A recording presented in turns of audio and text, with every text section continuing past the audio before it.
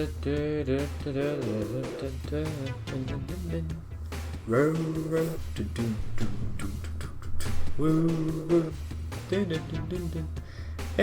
okay. Good afternoon, good evening, good morning, wherever you are in the world. I am the BPG13, also known as Viper to my regular viewers, and welcome to Colin McRae Rally 2, the second game in the Colin McRae Rally series, released back in July of 2000. This is the New Game Plus category, the Novice Championship to be exact, of the championship. And yeah, if we're ready to count down, I'll give you a countdown.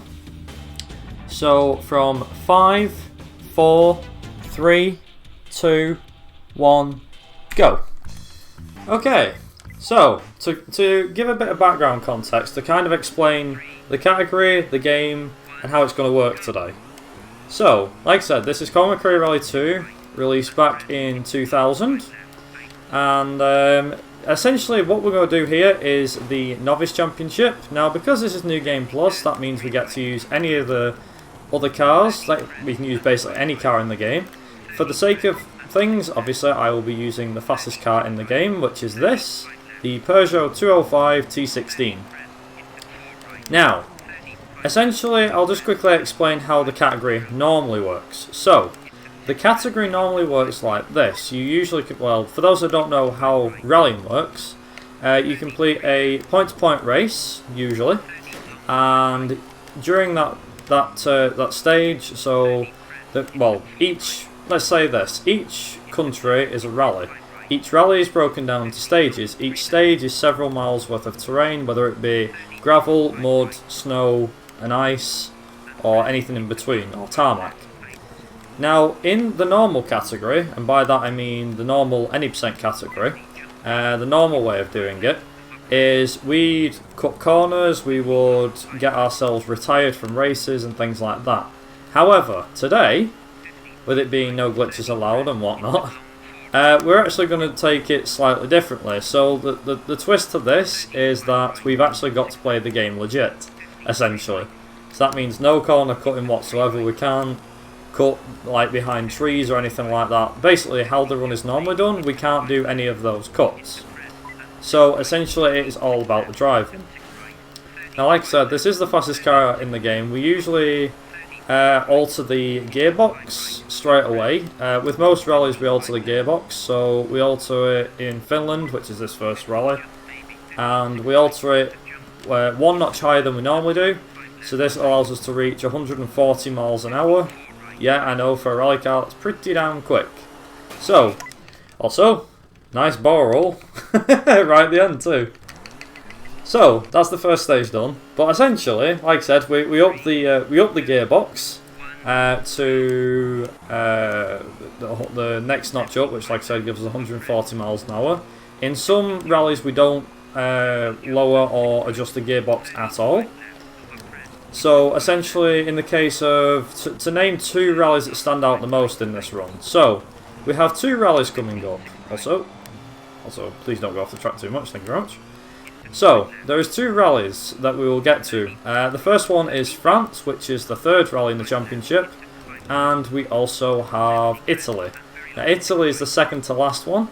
Both rallies provide quite a challenge in their own right, and both rallies are tarmac, which from my perspective, will mean a lot of concentration.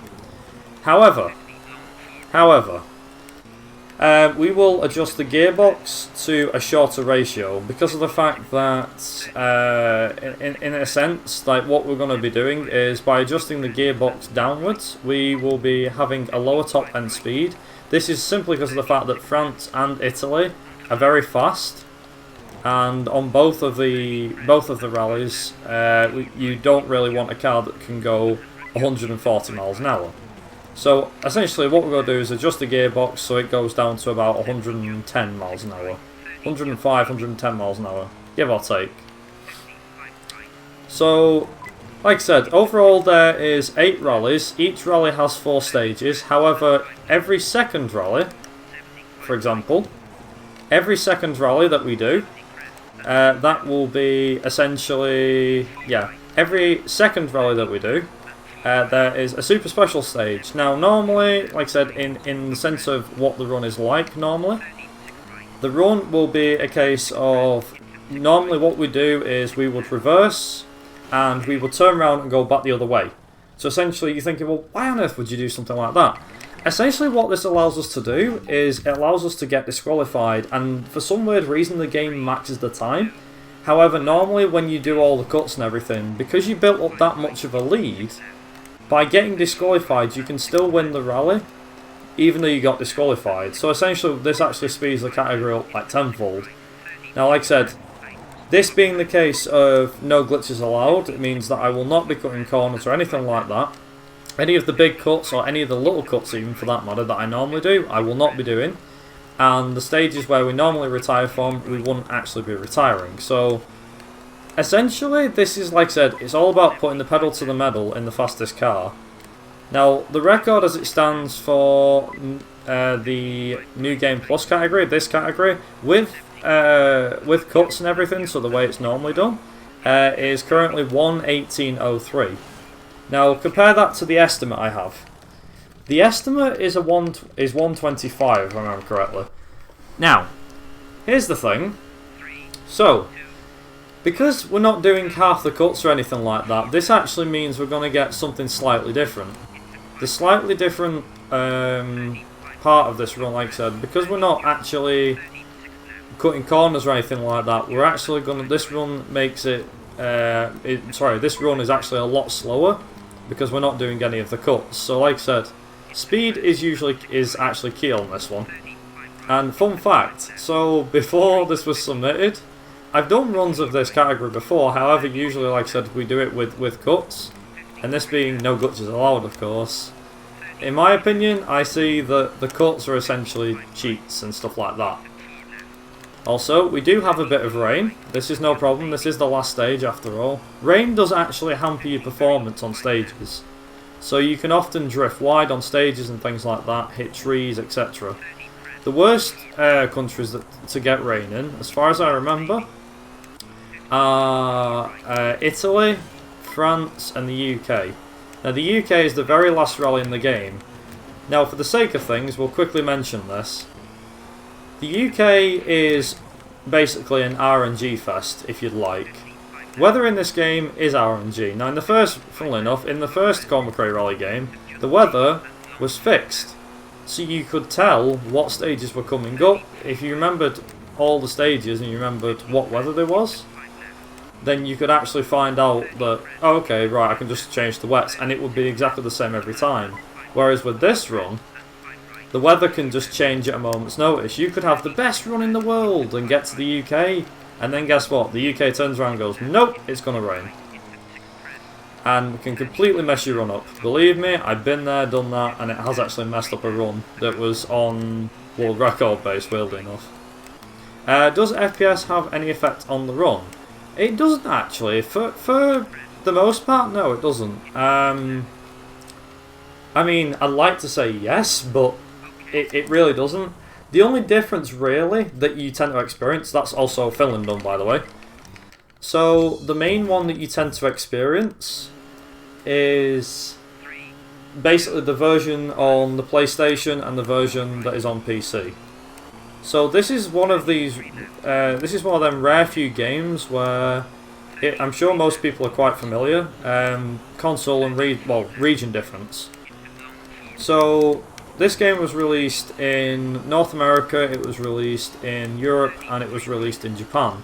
Now, to our knowledge, if you were playing the PlayStation 1 version, which you can do runs of if you'd like, the quickest version to use is actually the PAL version.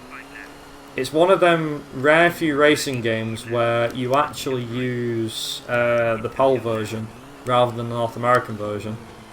In the first Colin McRae rally, we found that using the North American version was extremely fast, like it was a lot faster than PAL. On this game, it's actually quicker to use PAL over NTSC. Simply because of the fact that despite the fact you're getting more frames per second, the game actually, it takes more effort, shall we say. Say you did the first stage in Finland, for example. and you were using, I don't know, the Seat Cordoba, which is one of the very few standard rally cars in this game. Now say you've got to use that car. If you wanted to get a really good time, say, I don't know, on PlayStation, times will be a lot slower. I don't know, say 2 minute 5, 2 minute 6. Okay, you've got it on the PlayStation 1, you've got a time of 2:06.83, for example. Let's say you get that time. If you wanted to do that on the North American version, it would take a lot more effort, and you'd have to play the game faster. Essentially, you'd have to put more effort into the North American version than you would have PAL. And, like I said, for some bizarre reason, nor me, nor any of the other mods know why this is. It is really bizarre. Now, the one version that I did mention before is this game did release in Japan. It was known as Colin McRae The Rally 02, or 2.0 I think. As far as we know, we haven't actually, well, let's say as far as we know, we haven't actually tested the Japanese version to see if it's quicker. So for all we know, the Japanese version could actually be the quickest. But as far as we know, from between PAL and NTSC, the PAL version of the game is a lot quicker than NTSC is.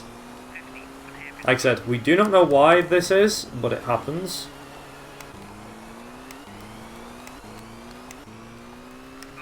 And that is the first stage of Greece done. Nice.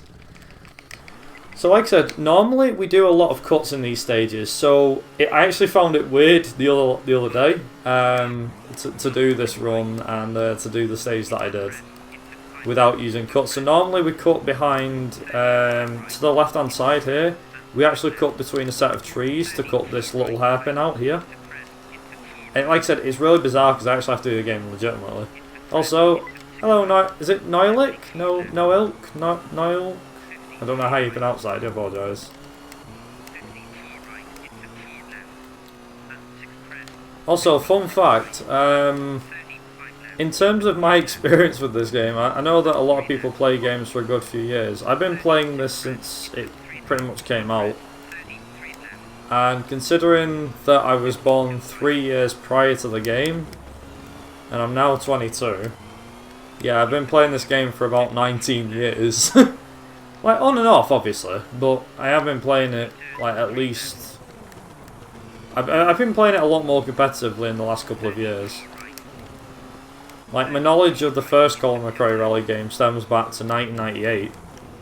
So that's even longer. I played that for nearly 20... Oh, actually, 20... Was it 21 years? Yeah, 21 years. Give or take. I might have been maybe 2 or 3, but I've been playing these games since I was very young, like, literally a few years old. Greece is, I won't lie, Greece is kind of bland in terms of its stage design. But if I could, honestly, if I could show off the cuts, it would be a lot better. Like, trust me, there's cuts that are on here. I would say there's cuts that are ridiculous, but there's one in particular which we can't do, that's in Sweden, that I would really love to show off. Like, and the problem is, it's not exactly like an easy cut to do anyway, but it is a cut that's definitely worth showing. Just like I said, for the sake of things, I won't be able to show it off, unfortunately. So, essentially, there is actually, which was found by a guy called Lucky in the Colin McRae community, which we do have a Discord for, so if you ever feel like having a try at these games, we do have a Discord server that's always open. I promise we don't bite. So if you ever fancied having a crack and everything like that, then feel free to maybe join up. In terms of in terms of the games and everything, this one in particular has a mega big cut, and I'm not kidding. Like I said, there's a guy called Lucky that's in the community, and he found this huge cut. Now we didn't even know it existed until literally maybe a couple of months ago. So essentially, the cut is in stage 4. And it's in stage 4 of the UK. Now, in stage 4, there is a lot of cuts that we do primarily from stage 1. Also, as mentioned slow, we do get a few frame rate drops. But, anyway, that's beside the point. So we have this huge cut that you can do in the stage 4 of the UK. So essentially there's collision detection between some barriers, and if you hit the sweet spot you can go through the middle of these barriers and skip like 3/4 of the stage. So normally if you do the stage in this game, for example, say you decide that you want to do this stage, and you do it normally, in the fastest car, which is this, you could probably do it in a little under 2 minutes, if the weather's dry. If it's wet, then you're looking at like 2 minute 15 or something like that sort of thing. However, we have like a slight spanner in the works. So here's the spanner in the works also. Come on, get it together. There we go.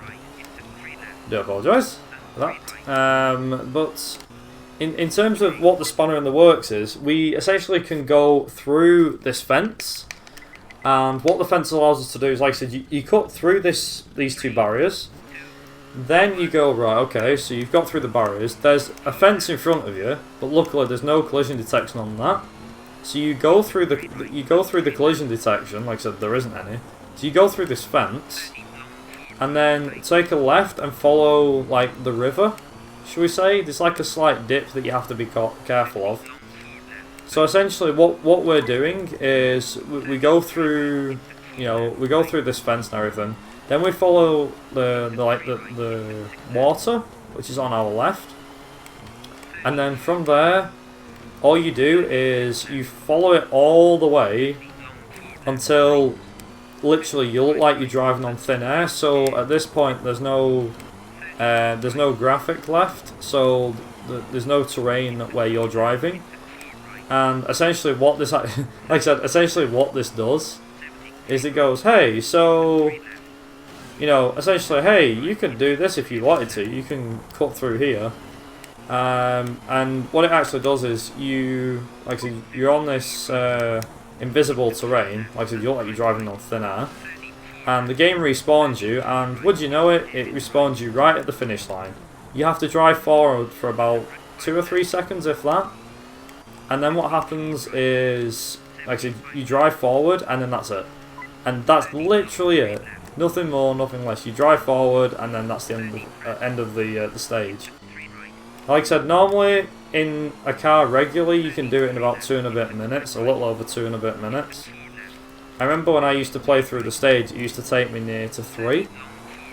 But because my driving's got quicker over the years, and I'm hoping that can kind of speak for me today, that in terms... Oh, so pardon me.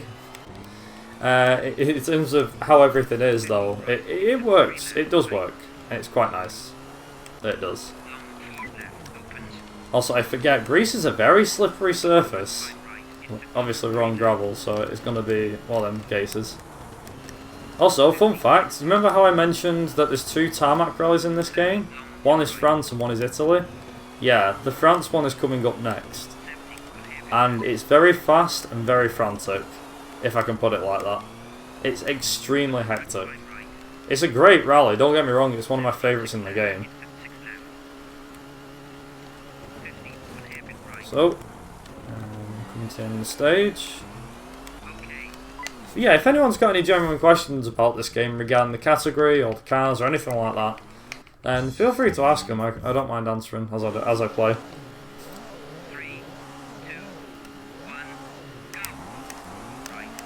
Also, I think this might be a good opportunity as well.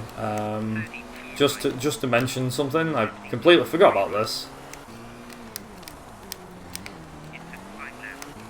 So one of the things that I forgot to mention, and it's literally just come to me now because of the fact that we're in a stage where this matters. So in every single stage, the button presses that you do on the controller are exactly to the time you push the button. So say for example you push the shift up button, for example. Okay, you pushed the shift up button, that's fine. And your car changes up again, fair play. However, like I said, so you're doing that, However, in the super special stages, there is actually a weird delay. It's only on PC. This doesn't happen on PlayStation. Only happens on PC. So there's this weird delay, should we say this weird bug. And essentially what it does is your controller presses don't get picked up easier. Also, there we go. It also impacts the delay. There we go. Here's France. Very, very grippy, very fast. MV Rally Runners is the hardest racing category. Thing is, I make this look fairly easy, I think, to a lot of people. It does take a lot of time and practice to get used to the controls and everything like that.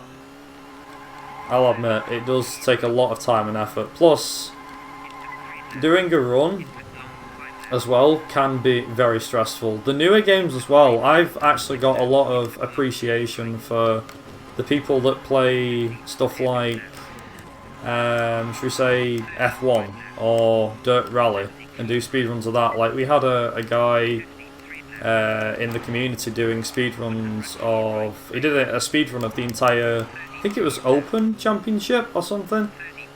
For an event that we ran. And essentially, it went down fairly well. He did very, very well. And I was like, my mind was blown that you could even speedrun a game like Dirt Rally.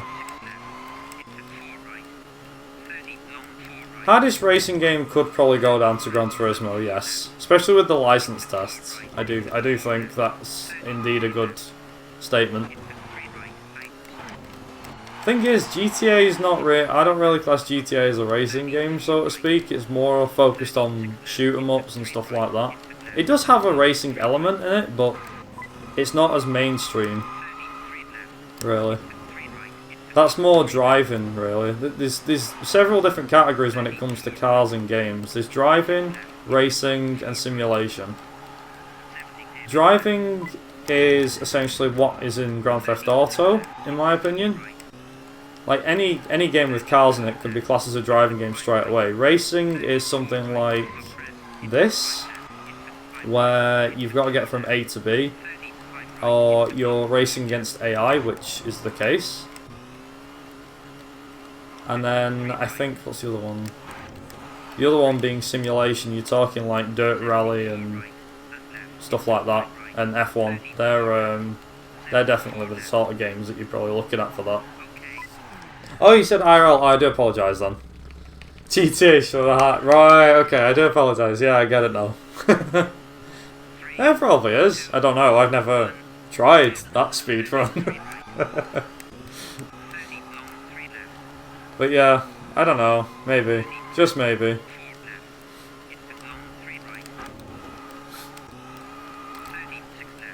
Ooh. So. Ooh, don't want to smash the car up too bad. You can probably hear it. Actually, I don't know if the microphone's picking it up on my end. It probably does. But the button clicks. That's me changing gear. Like I said, it's probably not advisable. Agreed. Definitely agreed. Like I said, France is very, very tricky. So it's essential that I get this right. Nailing the corners as well is not easy. So usually I don't screw up this bad normally. It's fine.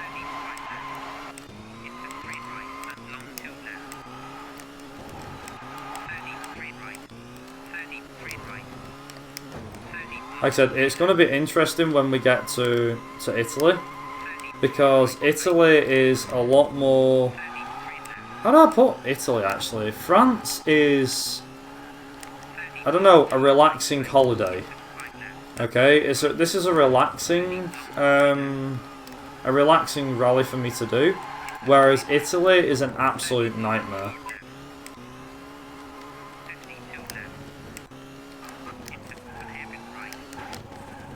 Well, in a way actually, now that you say that, Quicksilver, is that... Here's the thing, F1 can be done by anybody, I think.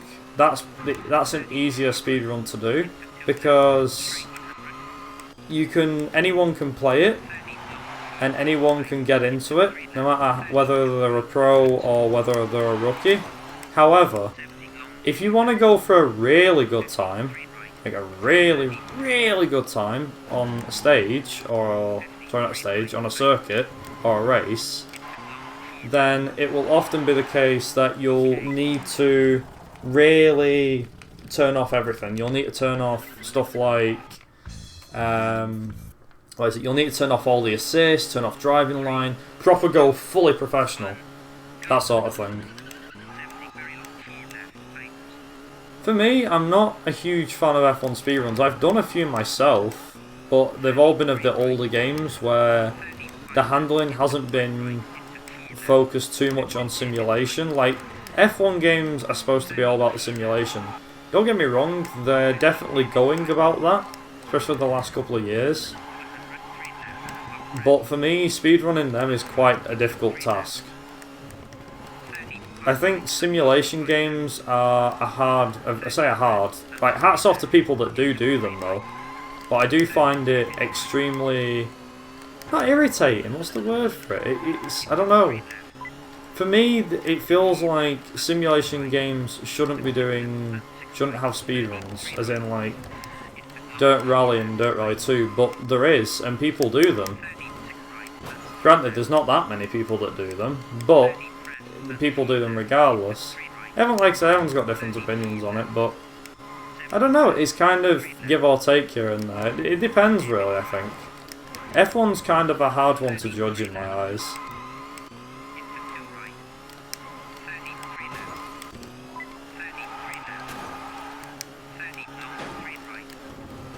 Also, I shouldn't really be smashing my car up. I don't think my car appreciates this. Oh, you cropped it. You didn't crop it properly. Okay, that's no problem. You don't really miss much if you don't crop this game correctly. I'll say that much. Slow. Sorry, slower. I wasn't slow. But I think, like, here's the thing. These games, despite how good the records are, by the way, I broke it. Oh, slow broke it. Okay. But in terms of how everything is regarding this game, like I said, it looks fairly optimised. Like, the records look fairly good, but there is mistakes, and it's not a case of, you know, it's not a case of, oh, these times are impossible to beat. They are possible. Like, no one has the perfect run. I mean, even some of the runs I've done and got, which I'm currently top of the leaderboards on, I don't consider them perfect runs. I just don't. Like, a lot of the runs that are on, like, a lot of the records can actually, you know, get yourself there. It just takes a lot of time and effort to get anywhere near that. A perfect run would be very difficult for this. It's always about finding a tenth here, a few thousandths of a second there, that sort of thing. It's ridiculous.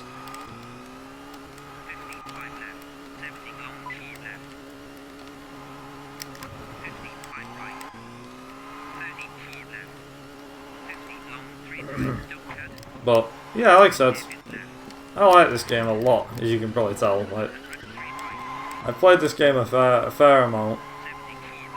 One of my favourites from my childhood. I mean, for me, everyone's got their own genres and stuff like that. Which controller is the best to run this with? That all comes down to personal preference. It's kind of like, I'd recommend trying a couple of controllers out. I've tried a PC gaming controller, which was essentially a rip-off of a PlayStation 2 controller, but it was for PC only, obviously. And I did alright on that. Then I got rid of that, and what I use at the moment, and what I always have used with PC games, is an Xbox 360 controller. Now, granted, that's not everyone's choice of controller, but that's the one I use, and it feels quite good to me as the best one. But here's the thing, even with a keyboard, this game is not impossible. There's a guy, Lucky, the guy that I mentioned before. It's one of those things. You know, like everyone's got their own. Everyone's got their own controllers and own ways with said controllers. Mine's a 360 controller, but Lucky, another runner, uses keyboard. That sort of thing. Then we've got another guy that I know who uses a PS4 controller and drives using the analog sticks. It's crazy. For me, I do it a really different way. Hey King! Oh, there's someone I recognise.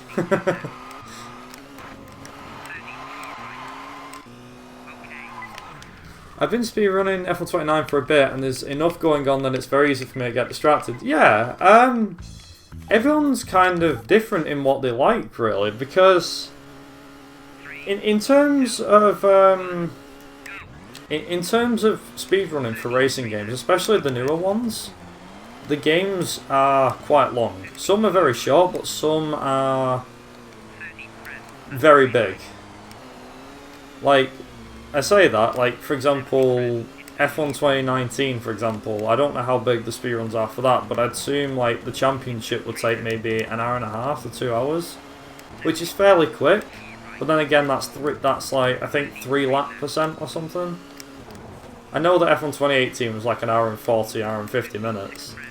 That sort of thing. Got a spot on a big channel tonight. Nice job. Thanks. Big thanks to Slower, by the way, and the rest of the guys running No Glitches Allowed as well, for allowing me to be part of this fantastic event. I really appreciate the opportunity. Just reminded me to say that. I thought I'd mention that. Yeah, I mean, that's the statement I can definitely agree with, definitely side with Slower.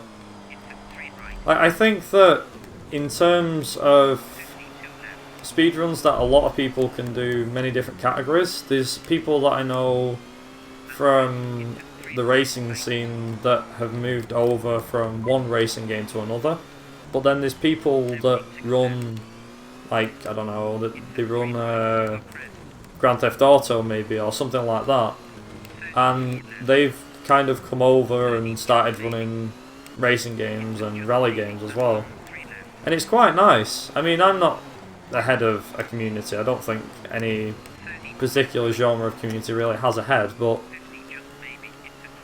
I like, you know, I like to think of myself as just a racing game speedrunner, because racing games have always been my thing. I know to a lot of people, like, everyone's got different opinions on racing games. Mine is, I really enjoy watching them, simply because of the fact that I've been a car person at heart, and I love watching racing games and love playing them. Like, granted, that's not got everybody else's cup of tea. You know, that sort of thing. And I know from the main criticism of racing games, from what I've heard, is that the speedruns can be quite long and very boring. But for me, that kind of just depends, really. Some games, I'll admit, not every game that you can speedrun is going to be enjoyable to watch. I will admit that. Some people, but then again, certain games might be more fun to watch than others. Everyone's got a different taste, haven't they? So, you know, in my book, I enjoy watching a lot of racing game speedrunners, and I enjoy watching a lot of Grand Theft Auto speedruns as well. But it's all depends, really. In fact, I think the smallest category, the smallest genre, sorry, of speedruns is racing. I do believe that. And I think it's because of the amount of effort you have to kind of like put into it, you know, that sort of thing. Yeah, exactly. One game which I've recently come around to, I've been doing a lot more speedruns as of late of different games over the last year or two, and I've quite enjoyed it. I picked a lot up from other runners and also other marathons and stuff like that, which is quite nice. Yeah. Here's a question, actually. This was something that's worth mentioning. And it's mainly that it's that point, actually, Quicksilver. Which is... esports is known all... You know, esports is known all over the world via many different games. So you've got CSGO, Call of Duty, Fortnite, F1, Forza, that sort of thing. But here's the thing, all of those games, maybe not CSGO as much, or maybe even Fortnite, has speedruns as well. So there's a competitive esports scene and there's also speedrunning. Now, them games for me are more esports sort of thing. But here's fun side of things. Let's take F1, since that's, like I said, Forza and stuff like that, you know, racing's that sort of... Racing's my sort of, like I said, as mentioned before, racing's my genre, really. It's my main interest. Let's take the racing scene, for example. Esports, there is a racing game esports scene. There's F1 2019 and Forza Motorsport. The Forza Pro Series, I think it is. I could be wrong, it might be the Forza Elite Series or something. But there's two racing games that have got an esports scene. Both of those games also have a speedrunning scene too. So there's a side for both. There's two different sides, two versions of competitiveness. Now the question is, and this can go out to everybody here, do we think that in terms of speedrunning and esports, that they belong in the same box? As in, they belong in the same box of, I don't know, competitive gaming? Do they both belong in the same area? Because I feel that they do. I feel that they both come under the same one. Yes, they're both competitive, but they've got the different. The main difference is what's actually in them, but when you look at them at heart, what they actually are, they're competitive. That's my... you know... Anyone speedrun the journey from FIFA? There is FIFA speedruns, to be fair. I've never watched any, but... because it's a question that... it's a statement that speedrunning as a whole, I don't think... no one has a certain answer for it. So, it's interesting posting it at something like this, or asking it at something like this. Just because of the fact that everyone's got a different answer to it. If you get what I mean. There's no... I don't think there is a certain answer. Maybe there is. Ooh, that's a good answer, Quicksilver. I like it. It depends on the game. True. Very true.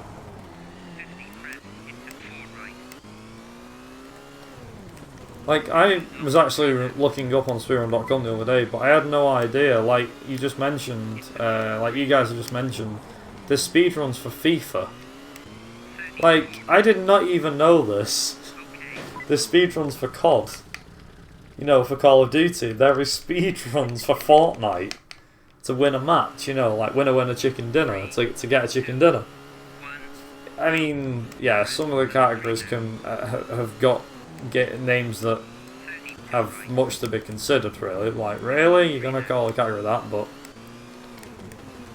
like I said, I think a lot of games have two sides to them. Not every game, obviously. I don't think that every game is esports compatible, shall we say. There's only, I think, if the game's got multiplayer, then yes, maybe it has potential. But then again, not every game is exciting when it's multiplayer. I think it is, personally. I don't think it shouldn't matter which game it is. Whether it's a game that was released in the 90s, that's popular speedrun-wise, or that's never been heard of before, but there's multiplayer of it. Heck, people still create tournaments at events. Like, look at ESA, there was an event that was created there, and it was, you know, it was competitive. There was tournaments going on for, like, the weakest link. It was really strange. Competitive Catherine. I've never heard of that.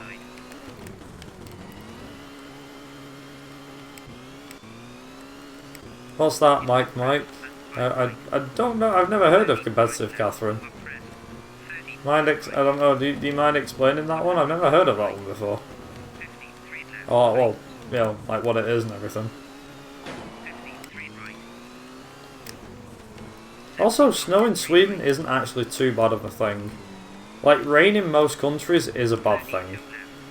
But snow in Sweden? Nah, this doesn't actually affect our handling.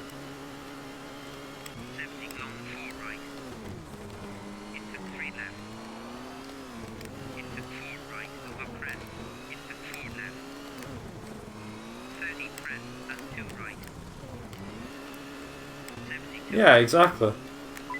That's a good way of putting it, actually. Gitox, I like that, yeah. That is a pretty good one. Catherine is a puzzle game.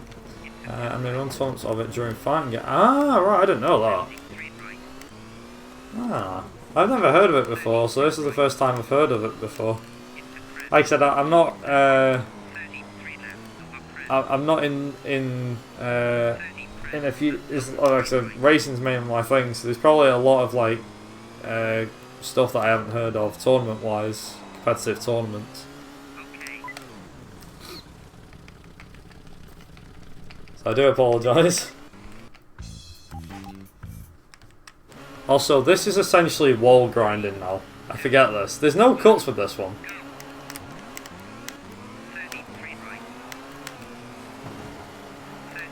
I'm back with the hammer. You guys are nice.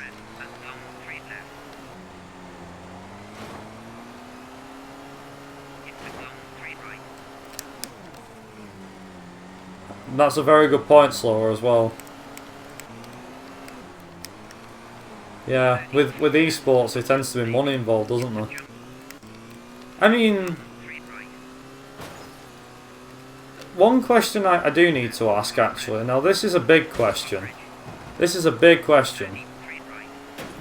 If, for example, speedrunning took off one day, the day money becomes involved in speedrunning as a whole, is that a bad thing in and amongst itself? Say, for example, speedrunning becomes similar to esports. You know, you've got teams against each other.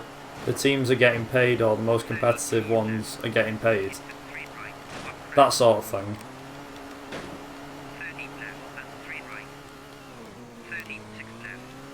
Like, because essentially, I know that people do, you know, getting money involved with races and stuff like that. Also, sub 130, nice. Nice. I'm gonna do that, nice. Depends, most people don't like it either. Ah.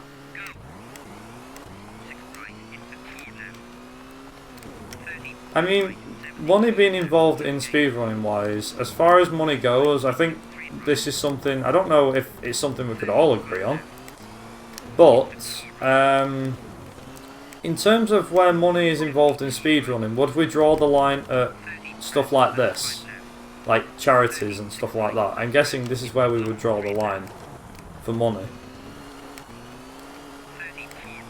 In most people's eyes, anyway. Like, raising money for a charity, yeah, that's probably about as far as it goes, really.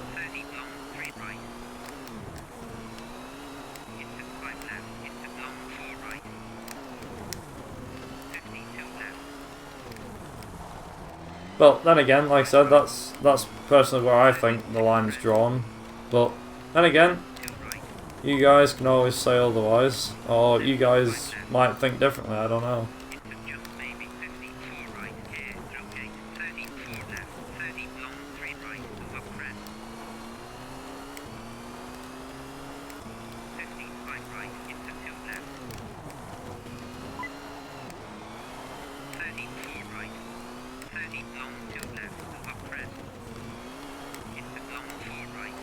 Go up with the run, I'm into bed. No worries, Meek. Thanks very much for the good luck. I will try my best. Should be able to get underestimate. Oh, okay.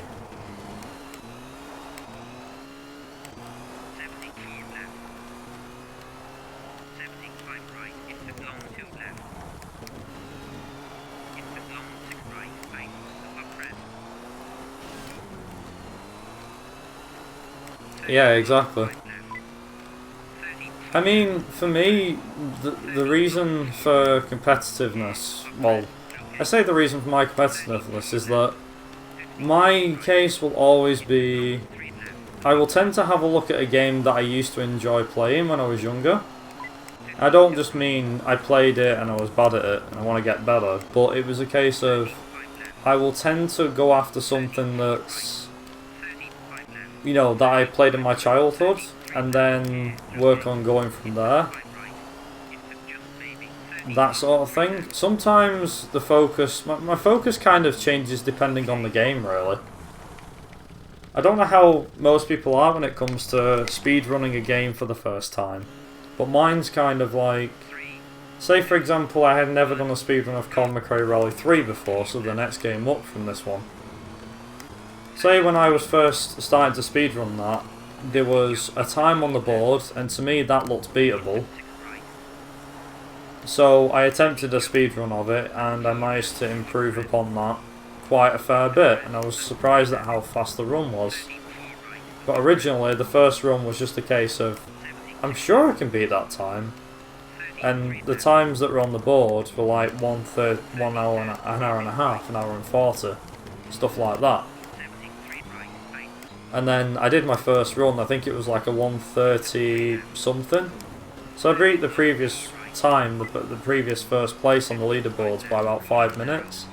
I felt happy about it, because I was like, yay, I got first place. You know, I was like, yeah, I got first place. And then from there, I kind of just worked on it. And I was like, yeah, I can definitely go faster. If I get a better run, I can go a lot faster. So I ended up doing, I've done a fair few, well, I'll say fair few, I've done a couple of runs of Colin McRae Rally 3. But in terms of how everything is with that game and me, like only recently, the retirement thing that we do in this game, I actually was able to carry it over to Colin McRae Rally 3 as well, and found that by using the same trick as we use in this game, it saves even more time. So I've now found a way of making the time go a lot lower. Like the record was a 1:30. Well, like so originally it was like a 1:36, then an hour and a half, which was done by me, and now I've lowered it to like an hour and 25. But the competitiveness is still there.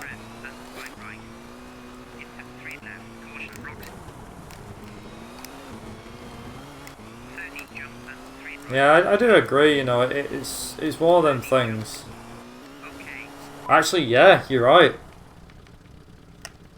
Because the worst bit is as well, it's like, we hear about people cheating, don't we, a lot. I say a lot, not all the time, there's not loads of people that cheat in racing games or in speedruns in general, but people can do it. It's a case of, some people can think like that, can't they, where it's like, I'm not doing too well at a game, and they're like, oh, I could just maybe modify something, like a game file, or I can activate a cheat but not tell them. Like for us, it's a case of, here's the thing, you know, racing games don't get many cheated runs submitted, if I'm being honest. Maybe they do on the other half of the community, or say the other half of it on, you know, in other communities. But it's like, in terms of ours, we had a run off a guy, I won't reveal that many details, but it's like, in terms of times that he were doing, his time was like 40 seconds faster. And so basically, I'd done the first season of Colin McRae Rally 3. Like, this is the only thing I can mention. Did a run of Colin McRae Rally 3, I did the time of like 1:29.08, and then a guy came along in the 1:27.56. I was like, oh right, okay, so obviously because I'm the moderator for the game, I watched back his run, like you're supposed to anyway, watched back his run, I noticed that his speedometer was a lot quicker than mine. Now by that you're like, what? What do you mean it was speedometer? What? The car was revving faster. Basically the car was going several miles an hour faster than mine. I was like, is he cheating? Is this guy cheating? So I actually had to like confront him and say to him, you know, did you, like, I remember there was a cheat in the game called the Ford Super Focus, and essentially what that allows you to do is it allows the Ford Focus that you mainly use in the game to go a lot quicker. So it has a higher top speed, and essentially, like I said, in the long run, you can complete stages faster. That's the bottom line. So I asked him about this. I said, look, you know, did you use this? And he said, yeah. And I said, right, well, unfortunately, I'm going to have to decline your run because you've used a cheat, and we don't allow cheats and stuff like that. So that's the only time that I've really encountered any sort of cheating in the racing game speedruns. For me, anyway.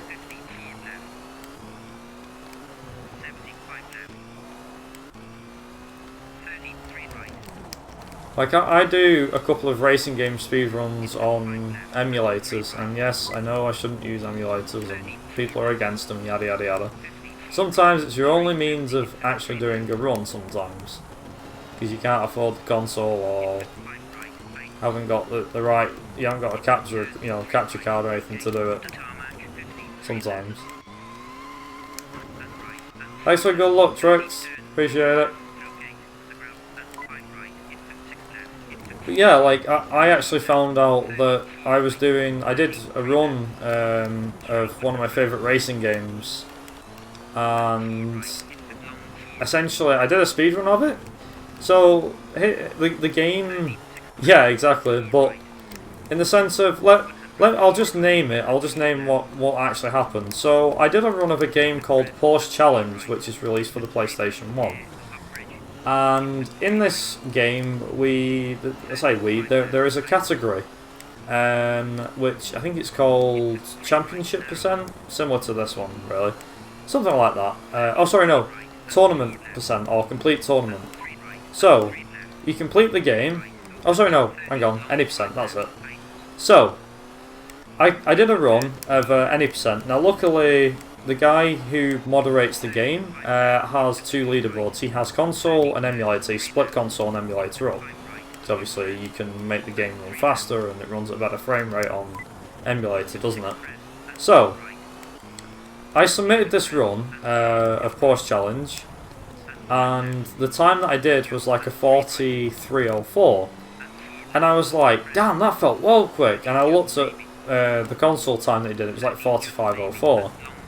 And then I realised that it took me months to realise, but that when I did that run, the settings that I was using included frame skipping and stuff like that. And because of this, it allowed the game to run at a bit of a higher frame rate than normal, as in double frame rate. It allowed it to run at 50 FPS, I think, or basically allowed it to run a lot smoother, and so loading times were drastically reduced. So I took it upon myself. Luckily, I saw this mistake, and I actually took it down and did another emulator run, but with the proper settings in place, because I realised that I did this run, and essentially, you know, I'm not proud of it by any means. I'm not proud of it. I was proud of the run when I did it, but then afterwards, when I'd obviously realised that essentially what I'd done was theoretically cheated, because I'd used like frame skipping and stuff like that to speed the game up or speed load screens up, I felt bad about it. I removed the run and did a proper run, which was using like proper load times and stuff like that, and essentially I corrected my mistakes, and I'm glad I did, because at the end of the day, I'm not a cheater, and if I do cheat, I should really come forward. I'm an honest person, really. You know, everyone knows me as I'm an honest person. Every now and again I tell a white lie, and I thought that run was legit things like that, you know, and it was a case of like in terms of the. It would be stupid if you said that on stream, but yeah, essentially that run. After, like I said, I only realised after I'd done the run, like after it was submitted, it got verified and everything. I was like, yeah, that's great and everything. And then I had a look at my emulator settings a few months down the line. And I was like, oh, great. So, like I said, I removed it and I redid it with proper settings, so that the game was essentially running at the frame rate it was supposed to. It wasn't being overclocked or frame skipping or anything like that. Like I said, I corrected my mistakes, but I kind of know what it's like to have cheated a run. Like I said, I didn't realise that I cheated. It was just a case of I did the run. I was like, oh, I felt it was legit. And then after I looked into settings and stuff like that, I was like, yeah, that run's not legit. So I just decided to, like I said, I deleted it on my own accord, and he actually asked me, he's like, why did you delete his run? I said, why did you delete your own run? I said, because I checked my settings and they were essentially, like, if I can put it this way, overclocking the emulator. So I said, so I didn't feel like that was fair, and then that was it. Also, speaking of cheats in games, I suppose in terms of, if, like, some games allow you to have cheats on, don't they? But you often find that they're category extensions or miscellaneous. That sort of thing.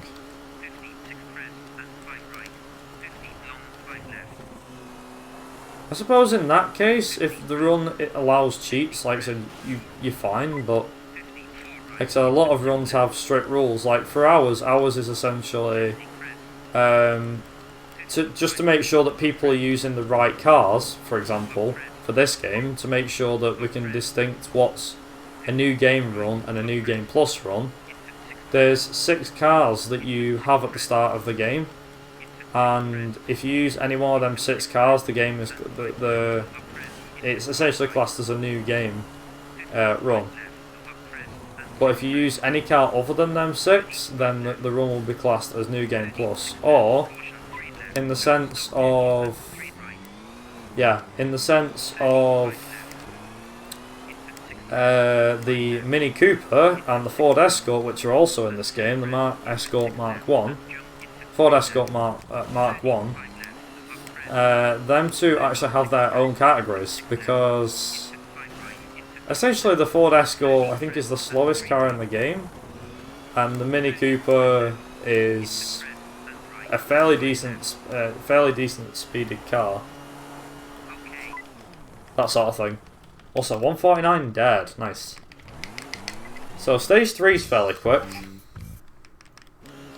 Right, it says there, 48 seconds. Up, down, left, right, A, B, start. Nothing like that works in this game. You can't do the... Is it the Atari code? You won't be able to do anything like that in this game to activate cheats. The cheats that are in this game, it's... you know, in terms of this game with cheats, they're mainly activated by... I think you have to create a new driver profile, then input the cheat when you get the long name. And if you've done it correctly, the game sends you back to the main start line, main screen, I think it is. And if you go into cheats, it has a, you know, having it there, and that's that really. You get the cheat, and there it is. It's unlocked. How about this question for PC games? Does turning down graphics quality and putting the game on an SSD count as cheating? I wouldn't say it does. You can, I mean, essentially, if you can reduce load times by playing on an SSD, then that's a win, and shouldn't really be against the rules. I think that, I mean, to kind of emphasise the question you've asked, consoles can kind of do the same thing, almost. Like, for example, I think, is it the PS3 and the PS4? They both have, well, I think you can replace the drives that are in them, can't you, with SSDs, so you can load games faster. Like, I think in, like, the new Crash Team Racing, for example, on the leaderboards, yeah, on like the leaderboards, the drive type is always shown. You can divide it down into which drive type people use, but essentially it's the console and how fast you can do it in game that counts, I think. Because they have like an in-game timer thing that they can use. I think that's how that runs and measured, I can't remember. Some games do work via SSD. But I don't think there's ever been the case of it being classed as cheating, as far as I know. Like, this game right now is being run on an SSD, yet I can run it on a hard drive and the load times will be exactly the same. So whether it's on an SSD or a hard drive, to me this doesn't make a difference. It does with some games, I understand why you're saying that. But for me, I don't think that whether you're on a hard drive or an SSD, personally, I don't think that it should ever be classed as cheating. Unless maybe on one condition, which is that you've overclocked, I think. That you've decided to overclock the actual hard drive, maybe? Then maybe, just maybe, that's where the whole cheating process might come in. Other than that, though, I'd say no. I do apologise, that was a long-winded answer, but the answer's no. Ooh, that was close.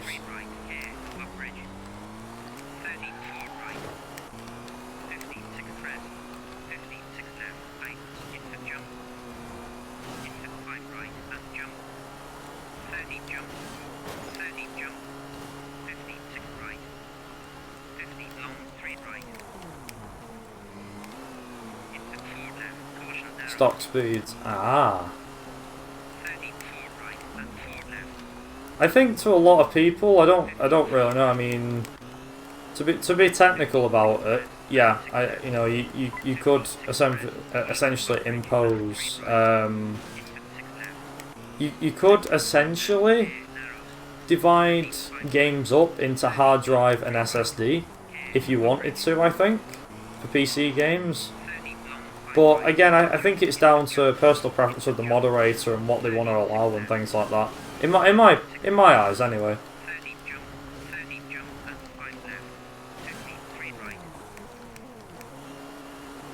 But I think the only thing that's on my SSD really is I think this game, like 1 or 2 games, and my operating system. That's about it, really. I don't really have too many games on. Most of my games are on my hard drive, to be honest. Right, so we've done Kenya, now we move on to Italy, and the weather's nice. We're getting the good weather RNG, boys. And girls, I should say.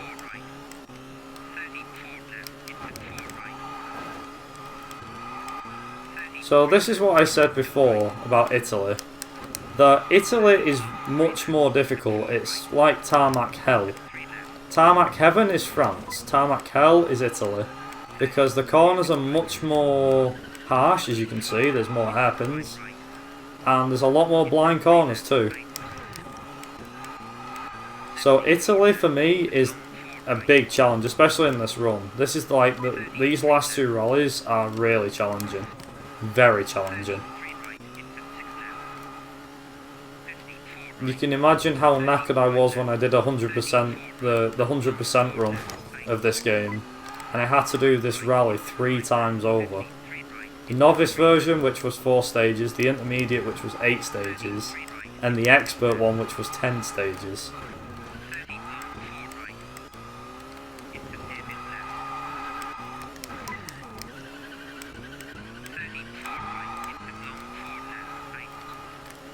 So essentially, if we get bad weather RNG in Italy, that can cause a lot of headaches. From what I can tell so far, we should be okay. The weather looks fine, so I think we should be fine.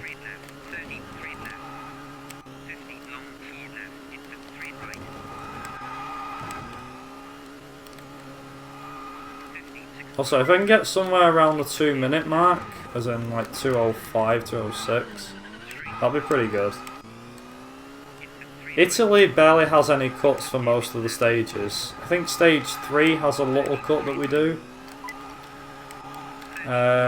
But stage 4 has a lot of cuts, and unfortunately we can't actually do it on stage 3. Also, a 2:02, nice. That was a record stage time, nice.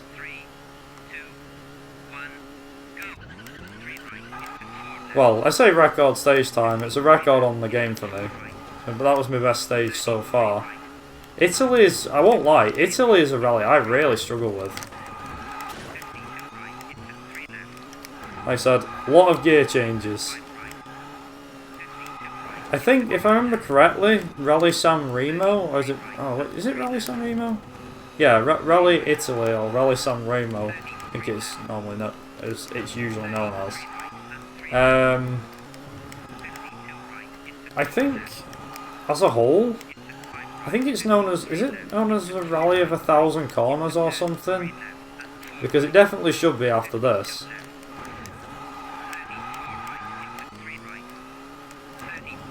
By the way, doing this is harder than it looks, believe me. And when it rains, God, it's even worse. Also, there will be a lot of smashing of windows. So, I do apologise. If you hear the windows smash on the car, or see the back tail light smash, that's because I'm pushing this car to its limit.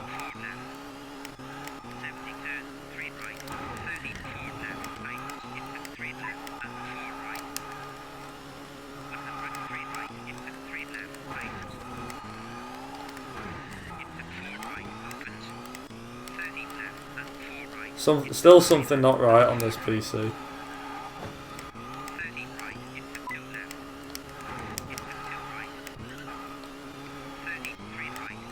Yeah, normally there's a cut that we do, and I would show it off, but unfortunately I'm not allowed to because it's a cut that I can't do.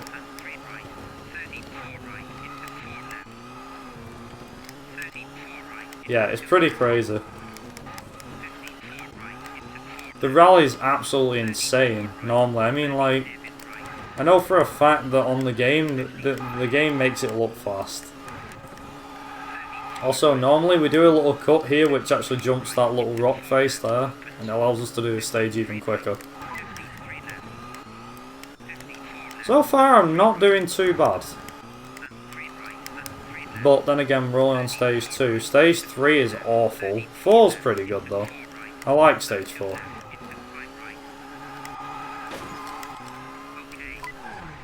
Also, I think that might have been PB. I don't know. Is that PB? No, it wasn't PB. Oh well.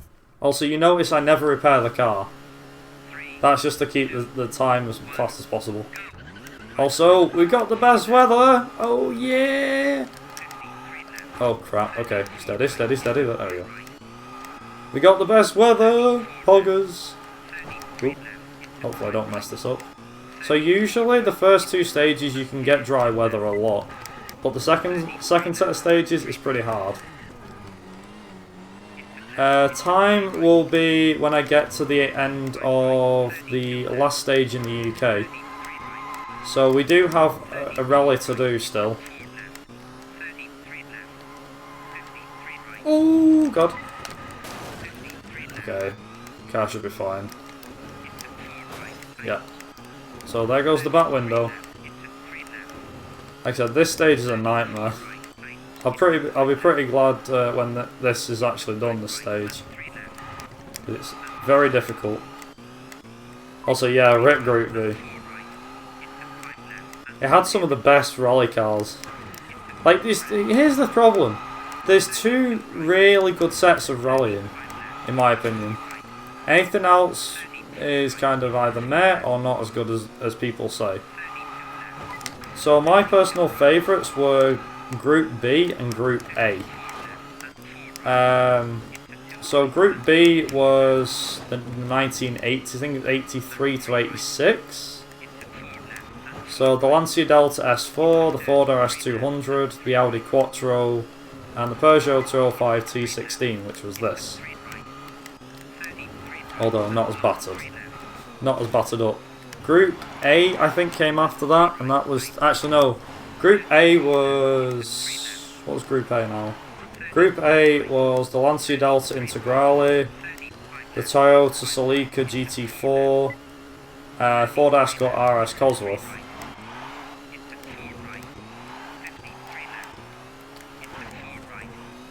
Yeah, essentially, we do use a lot of engine braking. Like that. Oh, I'm just changing down a gear. The engine, you think by this, if this was a real rally car, the engine would be knackered.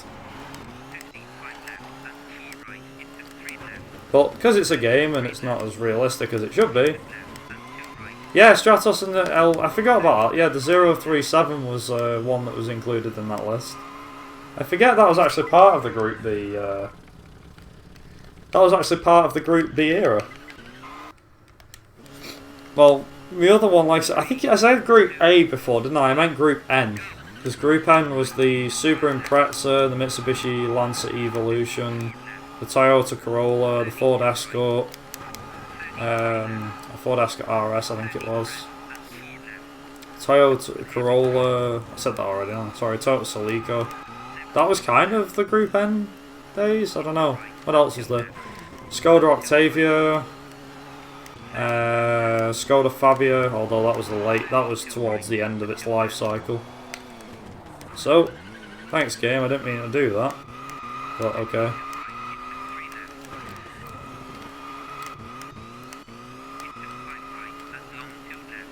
What were the other ones now? There was another few cars, wasn't there? Oh, the Citroen Zara, Ford Focus, the Seat Cordoba, to name a few. Yeah, Subaru Impreza's included in that lot. Subaru Impreza, Subaru Legacy. Although the Legacy was more the start of Group N, to be honest. That was like Group A, start of Group N, I think. But the 90s, I think it was between 1991 and 2005? 2006 maybe? Or 2007, I don't really remember. 2006 I think was the end of it. Because that was the last time Citroen used the Zara. Ford was going into its Super WRC territory at the time. Can't quite remember, but that was seen as like the 80s and the 90s was seen like the golden era of rallying. Sorry, the golden eras of rallying. For me, the 90s will always be the golden era because that's the ones that are most iconic.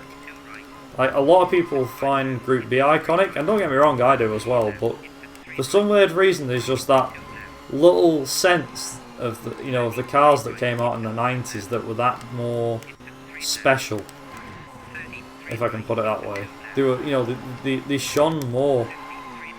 The power was not nearly as much, you know, they weren't pushing out 400, 500 horsepower. They were pushing out about 300 horsepower. But they sounded great, they looked fantastic, and the liveries they had on some of them were fantastic. They're very iconic cars. It's the reason why, like, the Subaru Impreza, for example, lives on as a legacy. You know, so does the Mitsubishi. Half the cars from that era live on as legacies in the rallying world. Also, that's Italy done. Now we've got the UK.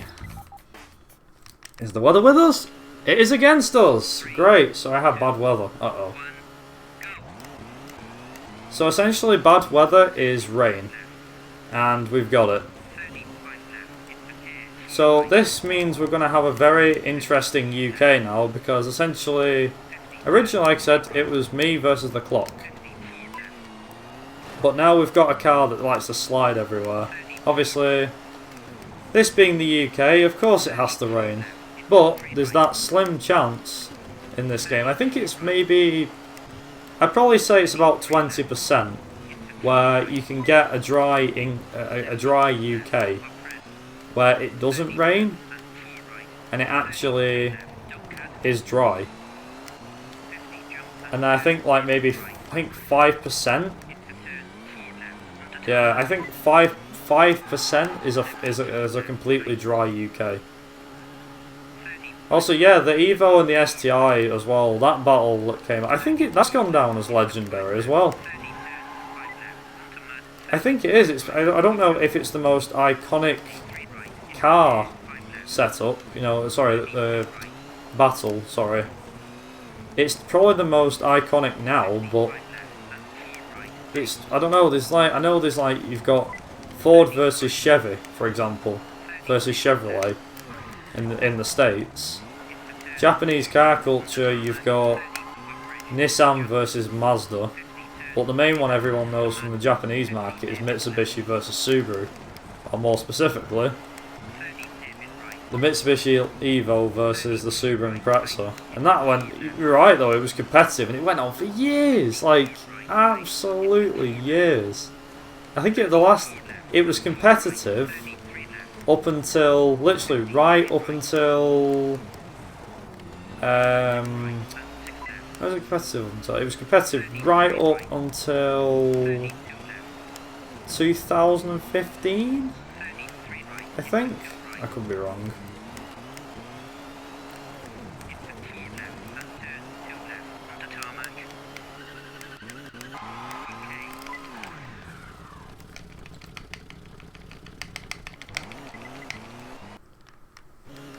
Also, hopefully it dries out a bit.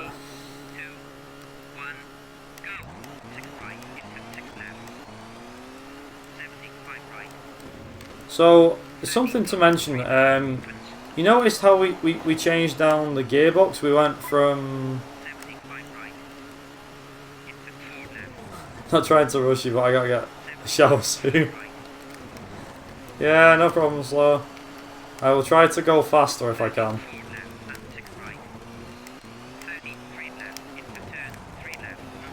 There's one thing which that this run may go over estimate, just because of the bad weather.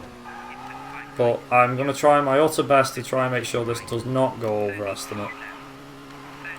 I've had one run in my entire running career. When it comes to doing speed runs in marathons, I've never had a run go over estimate. I say never, I've had one. Every run apart from one has gone under estimate. And I intend to keep it that way. I don't want to have two where this goes over estimate.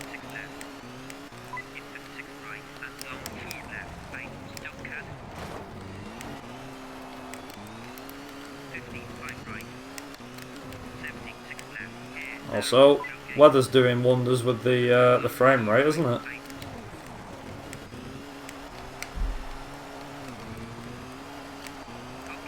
Okay, cool. So, we have 2 stages to go. Sorry, not 2 stages, 3 stages to go, my apologies. Like I said, we don't repair the car because we're not interested in repairing that. So this stage is near, I think it's near, what is it, 5 minutes? Not 5 minutes, 3 minutes-ish. The last stage is 2 minutes. And then the final stage is 1.5 minutes, so this is going to be close, folks. Very close. And I promise I will try not to let you down. I think it might have been, I don't know, because well, you know, I was saying, going back to the whole Evo versus Impreza battle though. They stopped making the Impreza, I think, last year or the year before, and Mitsubishi stopped making the Evo, so that battle is essentially finished now. I mean, technically we can keep the battle going because we can obviously, like, car culture can keep talking about it. But I always see it as an iconic battle. Like rallying in the 90s, it was Mitsubishi versus Subaru there. And it was also, if you go back another couple of years, you had Ford versus Toyota.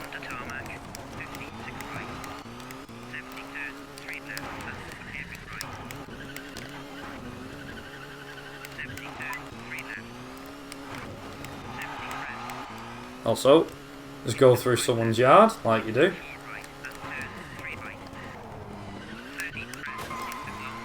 Also, Also, I wasn't using the back window anyway. It's fine.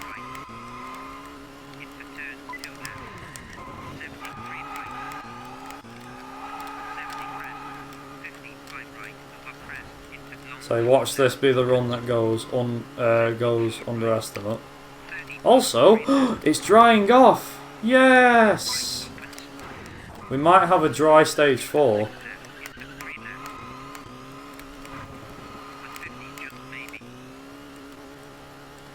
Which, if that is the case, if we do have a dry stage 4, then that's going to help a lot.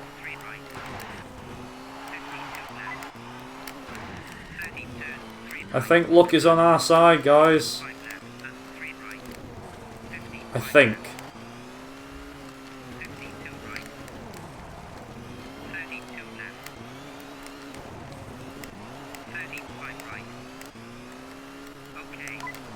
By the looks of it, it is on our side. Okay, yes, we've got a dry stage 4. Brilliant. This run should definitely go under 125 now. I didn't think it, like I said, weather's completely RNG, so you can either get a lot of wet weather or a lot of dry weather.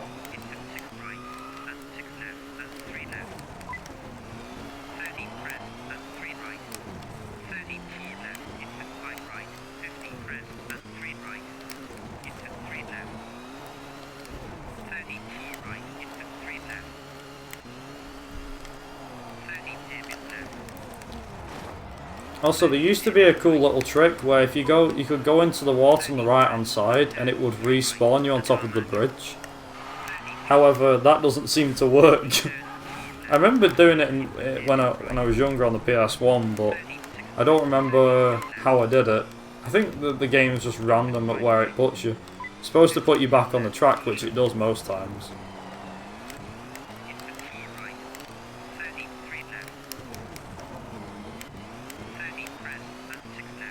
Time we're at currently, 121. Right, okay. Yeah, like I said, I think, yeah, we should be able to go under 125. It'll be close, but we'll get it by about 30 seconds or so. Maybe less, maybe more. Who knows?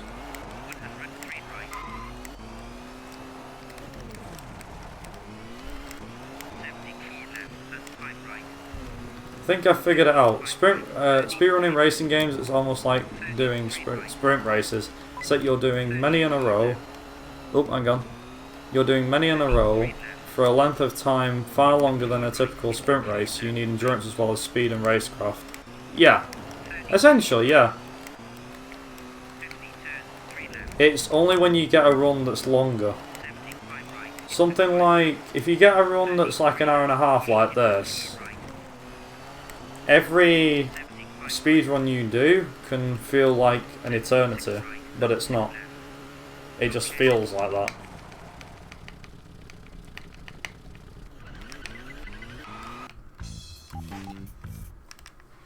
Also, here's the final stage. So, oh, also I've missed a gear. Yay! Right, so time will be when I cross the line, so I will let you know when that is.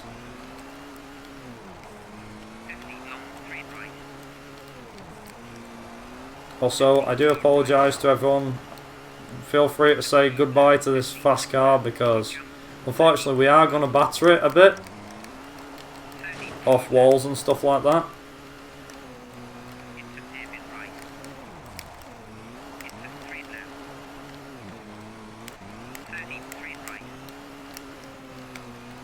So this car is going to get battered, unfortunately.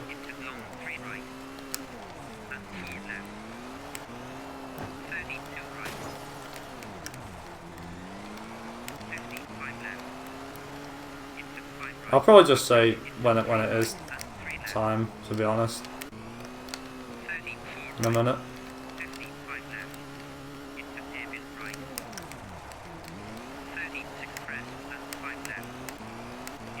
Also, hopefully, with a bit of luck,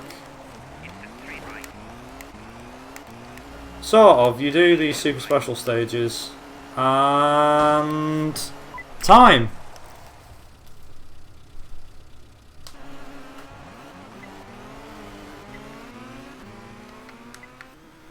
$10.07, not bad. 123.52, nice. That's pretty much what I got. I have to admit that went even better than what I did in practice. So here's a funny here's like a funny little thing. So in practice I couldn't bet anything higher than a 124.23 or something. That was a 123.52. I've got 51 on mine. But either way, 51, 52, whichever. That's the quickest one I've ever done of that. And the other thing to mention as well, there's a little bug, which as you can see at the moment, we're looking at a house and there's fireworks going off. What's actually supposed to happen is a car's supposed to drive across the bottom of the screen. The car stops and slides, and then you see the fireworks go up with the car in front, and it has the Novice Championship complete, blah blah blah. That sort of stuff. But there's a weird bug where it doesn't do it on PlayStation most of the time, and it doesn't do it on PC either. I don't know why, but yeah. Anyway, before I quickly go, I just want to say a big thanks to everyone for tuning in and for watching. Feel free to give this speedrun a try if you want. The regular championship is probably one I recommend starting with. And hoping to see you guys, meet some of you guys there if you're interested, that kind of thing. And also a big thanks to Slower and the guys that are running No Glitches Allowed for having me. Appreciate you guys for actually for having this run in the marathon. And yeah, thank you very much for watching, and have a great night and enjoy the rest of the marathon. See you later.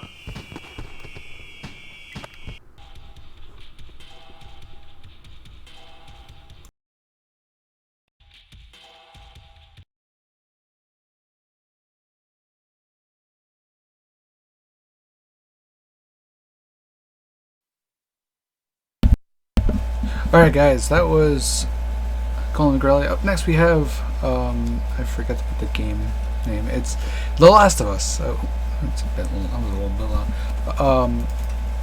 It is The Last of Us. We're going to put some music on and we'll put that right out for you.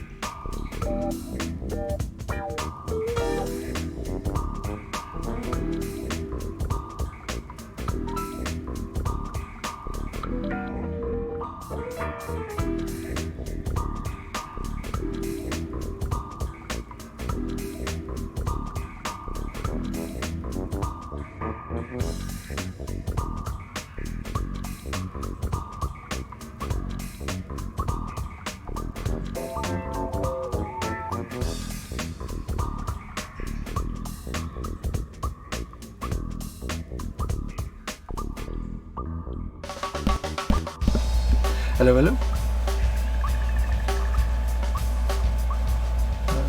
Oh, is that it? Are you muted or did it self-mute yours? You should be able to speak.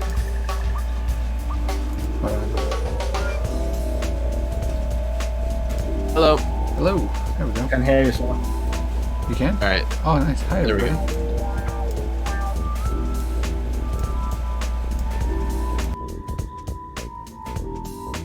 Alright, so how does this work? And there's also all the static noise coming from yourself. Alright, so how does this work? And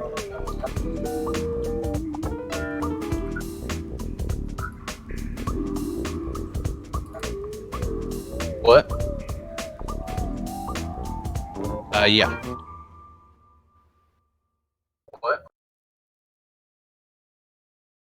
Yeah.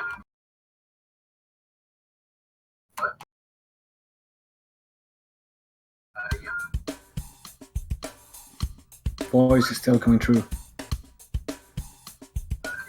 Where's the stream key?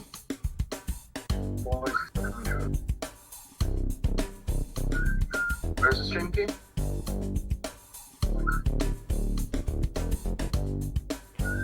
Alright, I need to change that right now. Stream key is just my name. Okay. Okay. Got it. Stream key is just my name. Okay. Got it. Key is just my name.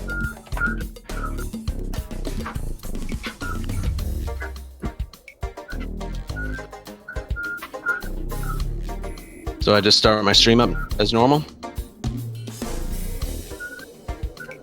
Servers are slower. There's all the audio is transmitting As normal? through Twitch. Like all sound that we're we're talking, I can hear through Twitch. Yeah, you're streaming our voice.